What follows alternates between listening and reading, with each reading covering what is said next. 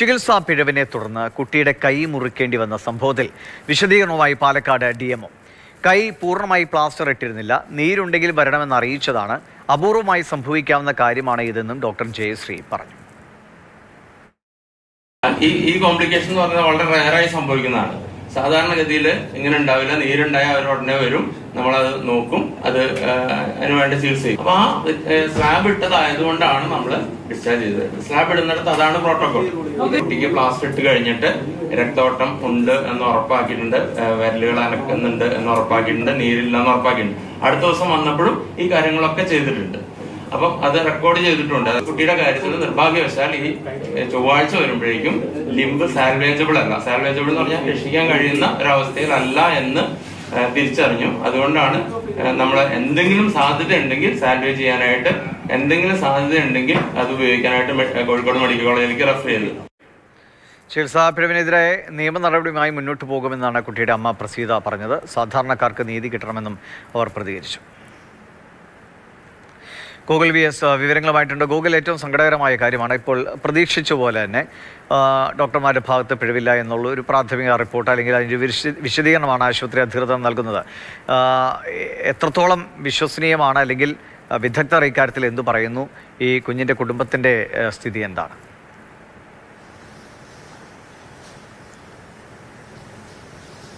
അതായത് ഈ റിപ്പോർട്ടിൽ തന്നെയുള്ള ഒരു പ്രശ്നം, ഈ ആരോപണ വിധേയരായ ഡോക്ടർമാർ, ആ കുട്ടിയെ ചികിത്സിച്ച ആ സമയത്തെ ഡോക്ടർമാർ അവരുടെ മൊഴി ഈ പറയുന്ന DMO നിയോഗിക്കുന്ന കമ്മിറ്റി പോയെടുക്കുന്നു. അത് അതേപടി റിപ്പോർട്ടിൽ കോപ്പി പേസ്റ്റ് ചെയ്യുന്നു. അതിനപ്പുറത്തേക്ക് ഏതെങ്കിലും തരത്തിലൊരു കണ്ടെത്തലോ എന്താണ് ഈ കുട്ടിക്ക് പറ്റിയതെന്നുള്ള കാര്യമോ അല്ലെങ്കിൽ ഈ കുട്ടിയുടെ വീട്ടുകാരുടെ മൊഴിയോ ഒന്നും തന്നെ ഈ പ്രാഥമിക റിപ്പോർട്ടിലില്ല. സ്വാഭാവികമായത് എന്താണ് ഉണ്ടായതെന്ന് മാത്രമാണ് അതിൽ പറയുന്നത്. ഒരുപക്ഷെ വിദഗ്ധ റിപ്പോർട്ടിലൊക്കെ അത് വരുമായിരിക്കുമെന്ന് നമുക്ക് പ്രതീക്ഷിക്കാം. പക്ഷേ ഏതായാലും നിലവിൽ അങ്ങനെയൊന്നുമില്ല. ഇപ്പോൾ അതിനെ മുൻപറ്റി അല്ലെങ്കിൽ അതിനെ പിൻപറ്റി ഇപ്പോൾ സ്വയം ന്യായീകരിക്കുകയാണ് പാലക്കാട് ജില്ലാ ആശുപത്രിയിലെ അധികൃതർ. അവർ പറയുന്നത് തങ്ങൾ പ്രോട്ടോകോൾ അനുസരിച്ച് ചെയ്യേണ്ട കാര്യങ്ങളാണ് ചെയ്തത്, അതിനപ്പുറത്തേക്കൊന്നും ചെയ്തിട്ടില്ല, ഏതെങ്കിലും തരത്തിലൊരു വീഴ്ച തങ്ങളുടെ ഭാഗത്തുനിന്നില്ല, വളരെ നിർഭാഗ്യകരമായ സംഭവം എന്നാണ് ആശുപത്രി അധികൃതരും പറയുന്നത്. സ്വാഭാവികമായും അവരവരുടെ ഭാഗം ന്യായീകരിക്കും.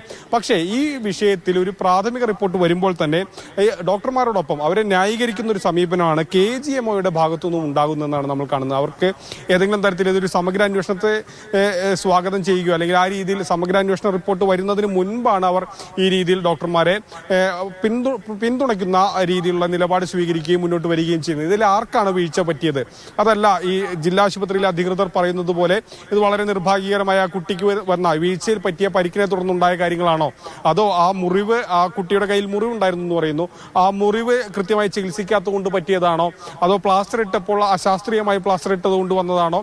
തുടങ്ങിയ നിരവധി ചോദ്യങ്ങളുണ്ട്. ഈ ചോദ്യങ്ങൾക്കൊന്നും തന്നെ ഉത്തരം ഇതുവരെയും ലഭിച്ചിട്ടില്ല. ഈ പ്രാഥമിക റിപ്പോർട്ടിൽ ഇത് സംബന്ധിച്ച ഉത്തരങ്ങളൊന്നും തന്നെയില്ല. അതിൽ ഈ ആരോപണ വിധേയരായ ഡോക്ടർമാർ എന്തു പറയുന്നു, ആ മൊഴിയുടെ പകർപ്പ് ഒരു കോപ്പി പേസ്റ്റ് ചെയ്ത കണക്കിലുള്ള കാര്യങ്ങളാണ് DMOക്ക് സമർപ്പിച്ച റിപ്പോർട്ടിലുള്ളത്. ഏതായാലും ഇതിന്റെ സമഗ്ര അന്വേഷണം നടക്കുന്നുണ്ട്. അത് ഒരുപക്ഷെ ആരോഗ്യമന്ത്രിയുടെ നിർദ്ദേശപ്രകാരമാണ് ഈ സമഗ്ര അന്വേഷണം നടക്കുന്നത്. അതിലേതെങ്കിലും തരത്തിലുള്ള നടപടി ഉണ്ടാകുമോ എന്നുള്ളത് നമ്മൾ കാത്തിരുന്ന് തന്നെ കാണണം. പക്ഷേ മറിച്ച് അതിനപ്പുറത്തേക്കൊന്നും തന്നെ നമുക്ക് പ്രധാനമായും ഇപ്പോൾ ആര് കുറ്റക്കാർ എന്നുള്ളത് നമുക്കറിയണമെങ്കിൽ എന്താണ് ഈ കുട്ടിക്ക് സംഭവിച്ചത്? സ്വാഭാവികമായി എത്രയോ പേർ ദിവസവും വീഴുന്നു, കൈയൊടിയുന്നു, പ്ലാസ്റ്റർ ഇടുന്നു. ഇതൊക്കെ ഒരു ദിവസം ലക്ഷക്കണക്കിന് അല്ലെങ്കിൽ ആയിരക്കണക്കിന് പേർക്ക് സംഭവിക്കുന്നതാണ്. അവർക്കൊന്നും ഈ അവസ്ഥ വരുന്നില്ല. അപ്പോൾ ഈ കുട്ടിക്ക് മാത്രം എന്തുകൊണ്ട് ഇത് വന്നു എന്നുള്ളത് അറിയാനുള്ളൊരു അത് ആ കുട്ടിയുടെ, ആ വീട്ടുകാരുടെ അവകാശമാണ്. അതിനെ സാധൂകരിക്കുന്ന ഒന്നും തന്നെ ഈ പ്രാഥമിക അന്വേഷണ റിപ്പോർട്ടിലില്ല.